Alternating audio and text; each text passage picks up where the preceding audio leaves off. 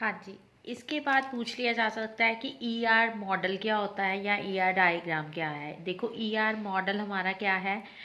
जब भी हम किसी भी ईआर डायग्राम को, एंटिटी रिलेशनशिप डायग्राम को, ईआर की फुल फॉर्म क्या है, एंटिटी रिलेशनशिप मॉडल। तो ईआर की फुल फॉर्म भी पूछी जा सकती है। ईआर की फुल फॉर्म क्या है, एंटिटी रिलेशन।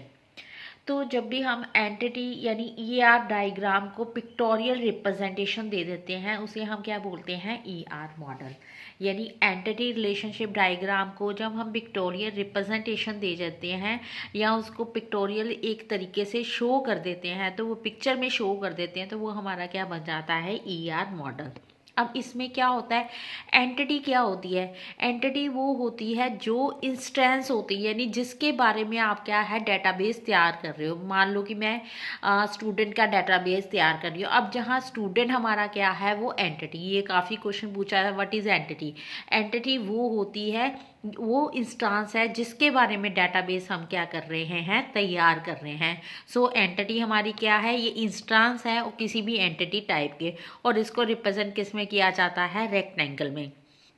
ये हमारी कुछ जैसे डायमंड है, लाइंस है, एलिप्स हैं, डॉटेड है, अंडरलाइन है, ये वीक एंटिटी या ये सारी चीज़ें हमारी डायग्राम में क्या है, यूज़ होती हैं।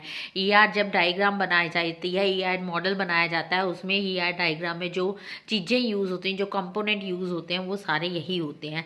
अब इसमें पूछ लिया जाता है एट्रीब्यूट्स क्या है। तो एट्रीब्यूट हम पहले भी एक्सप्लेन कर चुके हैं। एट्रीब्यूट क्या होता है, कॉलम होते हैं, कॉलम जिसमें आपने डेटाबेस क्या करना है, स्टोर करना है। तो अब उसके बाद हमारे एट्रीब्यूट कॉलम। अब इसमें मेनली पूछा जाता है वीक एंटिटी क्या होती है, ये हम उसमें डिस्कस करेंगे जब हम ये कीज़ का कॉन्सेप्ट करेंगे। अब एंटिटी हमारी क्या है, इंस्टांस है जिसके बारे में आपने क्या है, डेटाबेस तैयार करना है, और इसको हम किस में शो करते हैं, रेक्टेंगल के अंदर। वीक एंटिटी क्या होती है, वो वाली एंटिटी होती है जो क्या है, जो एक प्राइमरी की नहीं बन सकती। अब हम आगे कीज डिस्कस करेंगे, प्राइमरी की नहीं बन सकती, उसे हम क्या कहते हैं, वीक एंटिटी। और रिलेशनशिप आपके क्या है, डायमंड में शो होते हैं। Relationship one to many, many to many, ये सारे हमारे रिलेशनशिप है जो दो के बीच में क्या है, रिलेशनशिप बनाते हैं, दो एंटिटी के बीच में रिलेशनशिप बनाते हैं। वीक एंटिटी क्या है, डबल का मतलब है वीक एंटिटी। एट्रीब्यूट आपका किस में है, एलिप्स में शो होता है। मल्टी वैल्यू एट्रीब्यूट कौन से होते हैं, जो इसमें डबल उसमें शो होते हैं। मल्टी वैल्यू कैसे होते हैं, जैसे फ़ोन नंबर्स होते हैं। अब फ़ोन नंबर घर का भी हो सकता है, ऑफिस का भी हो सकता है, या लैंडलाइन हो सकता है, ऑफिस का हो सकता है, या मोबाइल नंबर हो सकता है। उसे हम वो क्या बोलते हैं, मल्टी वैल्यूड। यानी एक एट्रीब्यूट की आगे भी फर्दर एट्रीब्यूट्स हो सकते हैं, उसे हम बोलते हैं मल्टी वैल्यूड।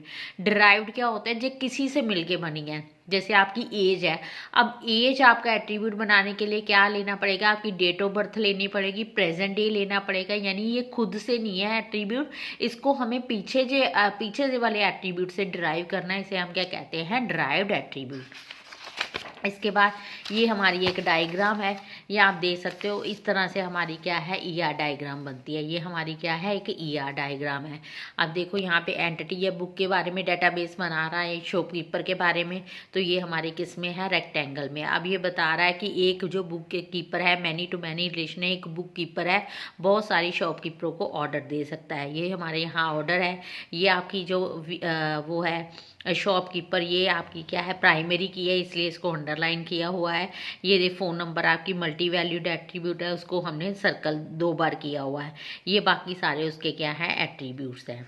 उसके बाद आपके आ जाता है कीज़। ये काफ़ी इंपॉर्टेंट टॉपिक है। कीज़ का आपका काफ़ी बारी पूछा जा सकता है। अब कीज़ में क्या है, सबसे पहले पूछा जाएगा कीज़ क्या होती है। अब कीज़ क्या होती है, कीज़ हमारा एक फील्ड होता है, यानी फील्ड यानी कॉलम होता है, जिसको हम किसी भी एक पर्टिकुलर टप्पल को आइडेंटिफाई करने के लिए यूज़ होते हैं। इसका मेन पर्पस क्या होता है, किसी भी डेटाबेस को आप क्विकली असेस कर पाओ, किसी भी डेटाबेस को क्विकली असेस कर पाओ, उसके लिए हमें क्या है, कीज़ यूज़ करनी पड़ती है। अब ये हमारी सारी कीज़ हैं। प्राइमरी की है, फॉरेन की है, कैंडिडेट की है, सुपर है, ऑल्टरनेट है, कंपोजिट और आर्टिफिशियल, ये सारी हमारी कीज़ हैं। सबसे पहले प्राइमरी की डिस्कस करते हैं। प्राइमरी की हमारी क्या होती है, एक एट्रीब्यूट हो सकता है, एक कॉलम हो सकता है, या इससे मल्टीपल कॉलम्स होते हैं जो यूनिकली आइडेंटिफाई करते हैं हर एक टप्पल को, और इसमें कभी भी नल वैल्यू नहीं होनी चाहिए। अब जैसे मान लो कि आपकी क्लास में कोई स्टूडेंट्स हैं, ठीक है, अब स्टूडेंट्स है उसको मैं यूनिक आइडेंटिफाई करना चाहती हूँ, तो अब उसके लिए, या फिर किसी अगर एम्प्लॉय का यहाँ एग्जांपल ले रखिए, एम्प्लॉय को अगर मैंने किसी को आइडेंटिफाई करना है, वो ई नेम जो एम्प्लॉय के नाम सेम भी हो सकते हैं, जॉब सेम हो सकती है, डिपार्टमेंट का कोड सेम हो सकता है, लेकिन उसकी एम्प आईडी है वो सेम नहीं हो सकती। तो मैं प्राइमरी की किसके ऊपर लगाऊंगी, यहाँ पे एम्प आईडी पे। प्राइमरी की क्या कंडीशन है, एक तो क्या है, ये यूनिकली आइडेंटिफाई करे, दूसरा इसमें नल वैल्यू नहीं होगी। अगर हम कहें कि एम्प्लॉय एक काम करता है हमारी ऑर्गेनाइजेशन, कभी हो सकता है एम्प्लॉय जो है वो काम करता हो और लेकिन उसको एम्प आईडी ना हो सकता है देर में से लो हो जाए, लेकिन एम्प आईडी ज़रूर होगी। जैसे एक स्टूडेंट है कॉलेज में पढ़ता है, तो कभी ऐसा नहीं होता कि स्टूडेंट कॉलेज में पढ़ता है उसके पास रोल नंबर ना हो, रोल नंबर होता है। तो प्राइमरी की हम किसके ऊपर लगा देते हैं, जो हमारी यूनिकली आइडेंटिफाई करता है, कॉलम जो यूनिकली आइडेंटिफाई, और कभी भी नल वैल्यू नहीं हो सकती। जैसे अगर आपका कॉलेज का डेटाबेस है स्टूडेंट का, तो रोल नंबर या रजिस्ट्रेशन नंबर पे उसकी क्या है, की लगाई जाएगी। तो प्राइमरी की हमारी कौन सी होती है, जो यूनिकली आइडेंटिफाई करती है। उसके बाद हम पहले कैंडिडेट की एक्सप्लेन करते हैं। अब देखो हमारी कैंडिडेट की क्या होती है।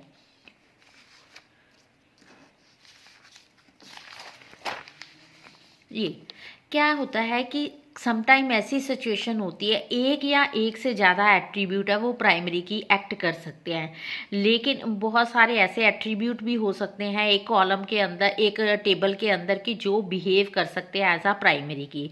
उसमें सारी प्रॉपर्टीज़ होती हैं, यूनिकनेस की हो सकती है, नोट नल वैल्यू हो सकती है, इरिड्यूसिबल हो सकती है कि उसको हम फर्दर आगे पार्ट्स में रिड्यूस नहीं कर पाएँ। तो ऐसी जो कर सकती हैं, तो ऐसी जो प्रॉपर्टीज़ होल्ड करती हैं उसे हम कहते हैं कैंडिडेट की। मैं आपको एक सिंपल सी एग्जांपल लेके समझाती हूँ। अब होता क्या है, अब देखो आपके इलेक्शन है, यहाँ इलेक्शन आ गए। अब इलेक्शन में जितने कैंडिडेट हैं उन सबकी पॉसिबिलिटी है कि कोई भी विन कर सकता है। अब मान लो 4 कैंडिडेट खड़े हैं, तो चारों कैंडिडेट जो इलेक्शन के लिए खड़े हैं, चारों की पॉसिबिलिटी है कि कोई भी जीत सकता है। अब जो जीतेगा तो वो एक्ट करेगा एज अ प्राइमरी की, जो बाकी रह जाएंगे वो हमारे क्या रह जाएंगे, ऑल्टरनेट की। दोबारा सुन लो कि कैंडिडेट की कौन से हो गए, कि समटाइम ऐसी सिचुएशन होती है किसी टेबल में एक या एक से ज़्यादा एट्रीब्यूट ऐसे होते हैं जो प्राइमरी की तरह एक्ट कर सकते हैं, और जो उसमें हम इसको चूज़ कर लेते हैं वो एक्ट करता है एज आ प्राइमरी की। तो जो रह जाते हैं उसे हम कहते हैं ऑल्टरनेट की कह देते हैं, और जो बाकी जो सारे हमारे वो एट्रीब्यूट्स होते हैं जो प्राइमरी की एक्ट कर सकते हैं उसे हम क्या कहते हैं, कैंडिडेट की। इलेक्शन की एग्जांपल दी, जैसे मान लो कि हमारे राम श्याम भरत ये 3 जो है एमएलए के इलेक्शन में खड़े हैं। अब जो राम है वो जीत गया, वो एक्ट करेगा एज आ प्राइमरी की। अब श्याम जो और भरत हैं वो क्या एक्ट करेंगे, वो क्या एक्ट करेंगे, ऑल्टरनेट की। लेकिन जो तीनों हैं वो एक्ट क्या करेंगे, कैंडिडेट की। समझ हो, आपको समझ में आ गया होगा। ए बी सी तीनों हैं इलेक्शन में खड़े हैं, ए जीत गया, ए जो एक्ट करेगा वो एज एक्ट करेगा प्राइमरी की। ए बी सी हमारे अभी भी कैंडिडेट की हैं, लेकिन जो रह गए, जो नहीं बन पाए कैंडिडेट की, बी और सी, वो एक्ट करेंगे एज अ ऑल्टरनेट की। यानी एक ऐसी सिचुएशन है जिसमें बहुत सारे क्या हो सकते हैं, बहुत सारे ऐसे हैं जो प्राइमरी की एक्ट कर सकते हैं, उन सबको क्या बोला जाता है, कैंडिडेट की। इसी में आपको ऑल्टरनेटिव की भी समझ में आ गई कि कैंडिडेट कीज़ में से जो हमने चूज़ कर लिया एज अ प्राइमरी की, रिमेनिंग कीज़ रह गई हैं उसे हम क्या कहते हैं, ऑल्टरनेट कीज़। ऐसे ही उसके बाद हमारी क्या रह जाती है, हमारी आ जाती है कंपोजिट की। कंपोजिट की हमारी क्या होती है कि जब हम प्राइमरी की बना देते हैं मोर देन 1 एट्रीब्यूट, यानी एक से ज़्यादा एट्रीब्यूट को मैंने कंबाइन करके प्राइमरी की बना दिया, उसे हम क्या कहते हैं, कंपोजिट की कहते हैं, या इसको कनकेटिनेट के भी कहते हैं, इसको कनकेटिनेटेड की भी क्या बोला जाता है। जब एक से ज़्यादा कीज़ को मिला के मैंने एक की बना दी, उसे हम क्या कहेंगे, प्राइमरी की, उसे कहेंगे कंपोजिट की। अब उसके बाद आ जाती है आर्टिफिशियल की। कई बार ऐसा होता है कि हमारे टेबल में ऐसा सिचुएशन आ जाती है कोई भी एक्ट नहीं कर सकता एज आ प्राइमरी की, कोई भी एक्ट नहीं कर सकता। जैसे यहाँ पे मैंने एग्जांपल ली है। अब यहाँ देखिए हमारे पास क्या है, नेम है, नेम है, सैलरी है और साथ में क्या है, पोस्ट है। अब तीनों पे मैं कोई भी क्या है, प्राइमरी की नहीं लगा सकती। नेम है, सैलरी है और साथ में क्या है, पोस्ट है। अब नेम भी रिपीट हो सकता है, सैलरी भी रिपीट हो सकती है, पोस्ट भी रिपीट हो सकती है। अब तीनों में मैं कोई भी प्राइमरी की नहीं बना सकती। अब यहाँ मैंने अपनी तरफ से एक क्या है, कॉलम ऐड कर दिया, जिसे मैं क्या बोलती हूँ, रो आईडी। अब इस चीज़ को हम क्या कहेंगे, ये हमारी क्या है, आर्टिफिशियल की। दोबारा सुन लो कि अब हमारी ऐसी सिचुएशन आ गई जहाँ पे हमारे पास जो टेबल है उसमें कोई भी जो कीज़ है वो एज अ प्राइमरी की एक्ट नहीं कर सकती। तो हमने अपनी तरफ से एक कॉलम ऐड कर दिया, उसको हमने क्या बना दिया, प्राइमरी की। उसे हम क्या बोलते हैं, आर्टिफिशियल की। उसके बाद आपकी आ जाती है फॉरेन की। फॉरेन की क्या होती है, फॉरेन की क्या होती है, जैसे मान लो फॉरेन की आपका क्या होता है, वो वाला एट्रीब्यूट होता है जो रेफरेंस देता है आपको प्राइमरी की का। एग्जांपल से समझते हैं, जो रेफरेंस देता है। अब जैसे एक ये टेबल है आपका बना हुआ है, यहाँ पे ये प्राइमरी की है और ये कोई उसके आम कॉलम बने हुए हैं। तो मैंने यहाँ से एक कॉलम उठाया, डिपार्टमेंट नंबर का मैंने कॉलम उठाया और मैंने क्या करा, उसका एक और टेबल बना दिया। मैंने इस कॉलम, यहाँ से एक कॉलम उठाया, एक कॉलम के साथ मैंने एक और कॉलम जोड़ के मैंने एक नया टेबल बना दिया। अब ये डिपार्टमेंट नंबर दूसरे टेबल के लिए प्राइमरी की का काम कर रही है, लेकिन ये वाली की, अब ये वाला एट्रीब्यूट अब इस टेबल के लिए क्या है, फॉरेन की का काम करेगा। दोबारा सुन लो कि क्या बोला मैंने, कि एक मेरे पास टेबल है, उसमें मैंने एक कॉलम उठाया, एक कॉलम उठा के मैंने एक नया टेबल बना दिया। अब जो मैंने नया टेबल बनाया उसमें क्या है, उसमें वो नया टेबल के लिए तो प्राइमरी की कर रही है, लेकिन प्रीवियस टेबल जहाँ से उसने वो उठाई है कि वहाँ पे वो एक्ट एज आ करेगी क्या है, प्राइमरी की। वहाँ एक्ट करेगी एज अ फॉरेन की। तो कहने का मतलब है यहाँ फॉरेन की में आपका क्या होता है, फॉरेन की को हम एज अ चाइल्ड की भी बोलते हैं, क्योंकि ये ड्राइव कैसे कहाँ से होती है, पेरेंट से या टारगेट रिलेशन से। सो क्या डेफिनेशन है इसकी, हमारी प्राइमरी की फॉरेन की हमारी क्या डेफिनेशन है, यानी ये क्या है, हमारी रेफरेंस होती है। ये हमारा क्या होता है, ये रेफरेंस होता है प्राइमरी की का सम अदर टेबल में।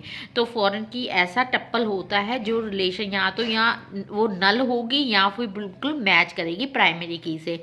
एक कंडीशन इसमें ये भी रहती है कि यहाँ तो ये नल होगी या फिर क्या होगा, ये प्राइमरी की के साथ क्या है, उसके साथ पूरी क्या करेगी, मैच करेगी। ये रेफरेंस देता है प्राइमरी की को दूसरे अदर टेबल के लिए। होप आपको ये सारी कीज़ क्या है समझ आ गई होंगी। इसके बाद हमारा जो दूसरा पोर्शन आ जाता है वो आ जाता है, सबसे पहले उसमें क्वेश्चन आ जाता है डीबीए क्या होता है। अब देखो डीबीए हमारा क्या है, वो पर्सन है या वो वाला पर्सन है, ग्रुप, यहाँ तो एक सिंगल पर्सन है या ग्रुप ऑफ पर्सन होता है जो रिस्पॉन्सिबल होता है किसी भी डेटाबेस को मैनेज करने के लिए। ये हाईली स्किल्ड पर्सन होता है। स्किल्ड का मतलब होता है सर्टिफाइड होता है, कोई ना कोई इसने कोर्स किया होता है डीबीए का। तो ये क्या होता है, ये हाई लेवल का अथॉरिटी पर्सन होता है, टॉप लेवल का अथॉरिटी पर्सन होता है, जो सारे डेटाबेस के लिए क्या होता है, रिस्पॉन्सिबल होता है।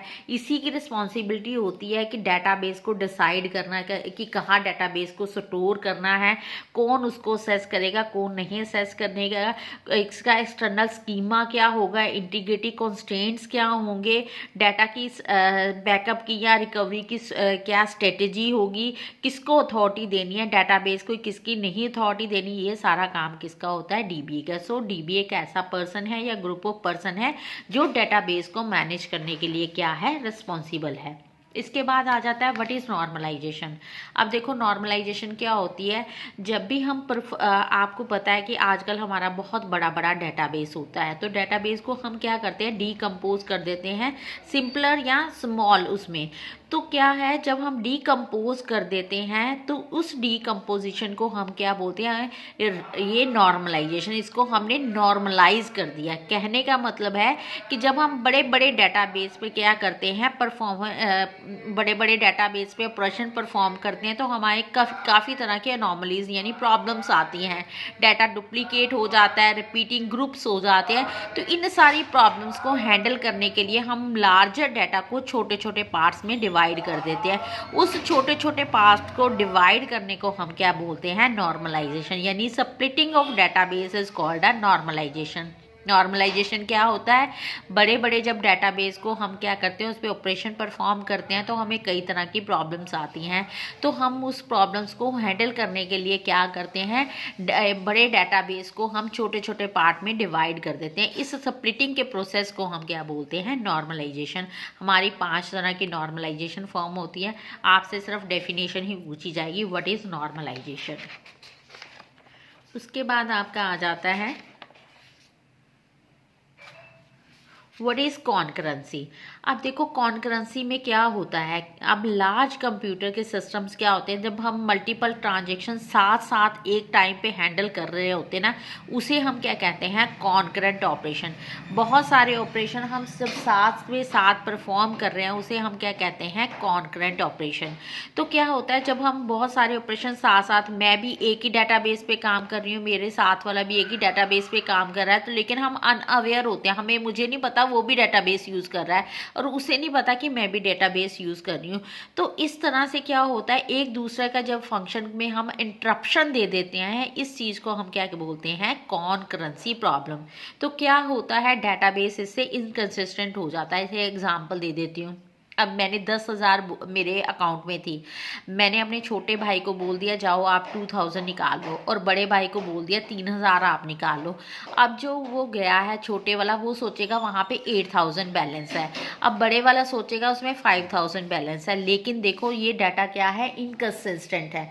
इनकंसिस्टेंट का मतलब क्या है, अब वो जो दोनों कर रहे हैं, अब बड़े भाई को ये नहीं पता, छोटा भी असेस कर रहा है, छोटे को नहीं पता बड़ा भाई भी असेस कर रहा है।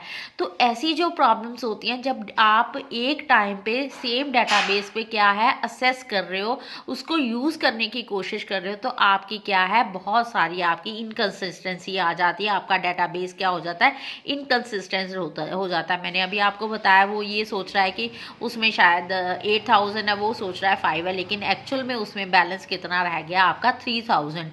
तो अब जो डेटाबेस है वो मैच नहीं हो रहा है। ऐसी जो होती हैं उसे हम क्या कहते हैं, कॉन्करेंसी प्रॉब्लम। उसमें 3 तरह की प्रॉब्लम्स होती हैं, लॉस्ट अपडेट होती है, डर्टी रीड होती है और इनकरेक्ट एनालिसिस होते हैं। अब कॉन्करेंसी को हैंडल करने के लिए हमारे पास बहुत सारी टेक्निक होती हैं। अब कॉन्करेंसी को हैंडल करने के लिए एक हमारी लॉकिंग टेक्निक होती है और हमारी क्या होती है, टाइम स्टैम्प ऑर्डरिंग होती है। अब कॉन्करेंसी को कंट्रोल करने के लिए हमारे पास कौन सी टेक्निक होती है, लॉकिंग टेक्निक होती है, टाइम स्टैम्प ऑर्डरिंग होती है। लॉकिंग टेक्निक में हम क्या कर देते हैं कि जिसने पहले क्या करना है, डेटाबेस को यूज़ करना है, वो पहले अपने जितना भी है उसको लॉक कर लेगा और अपना सारा राइट रिटर्न जो भी ऑपरेशन है परफॉर्म करने के बाद उसको अनलॉक करेगा। फिर दूसरा बंदा उसको क्या करेगा, असेस करेगा। या इसको एक सीरियलाइजेबिलिटी भी तकनीक होती है, उससे भी आप कॉन्करेंसी को कंट्रोल कर सकते हैं। सीरियलाइजेबिलिटी में क्या है, सीरियल वाइज हर कोई इसको डाटा क्या करेगा, असेस करेगा। जैसे एक एग्जाम्पल है, पहले 2,000 वो निकलवा के लाएगा, उसके बाद अगला पर्सन उसमें पैसे है वो निकलवाने जाएगा। तो ये हमारी क्या है, कॉन्करेंसी कंट्रोल की हमारी क्या है, टेक्निक्स हैं।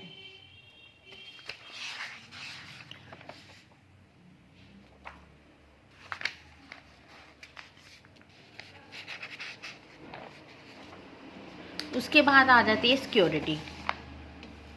सिक्योरिटी हमारी क्या होती है, डाटा, किसी भी जो डाटा होता है किसी भी ऑर्गेनाइजेशन के लिए वैल्यूएबल रिसोर्सेज होता है, उसको सिक्योर रखना और कॉन्फिडेंशियल रखना, ये काम किसी भी डीबीए का या कंपनी की प्राइम रिस्पॉन्सिबिलिटी होती है। तो सिक्योरिटी का मतलब क्या होता है कि डाटा को किसी भी अनऑथोराइज पर्सन से क्या है, उसको बचा के रखना। कई बार डाटा जो लॉस्ट होने के चांसेस इंटेंशनली भी हो जाते हैं, एक्सीडेंटली भी हो जाते हैं। ज़रूरी नहीं कि वो डाटाबेस को ख़राब ही करना चाहिए। अब कई बार होता है सॉफ्टवेयर जो पुराने पर्सन है उसको चलाना नहीं आता, लेकिन उसने सॉफ्टवेयर को क्या है, यूज़ करना शुरू कर दिया, बाय चांस उससे की कहीं प्रेस हो गई तो डाटाबेस क्या हो गया, लॉस्ट हो गया। तो ये क्या है, अटेंशनली नहीं वो काम करना चाहता, लेकिन इंटेंशनली भी डाटाबेस के लॉस्ट होने के चांसेस होते हैं।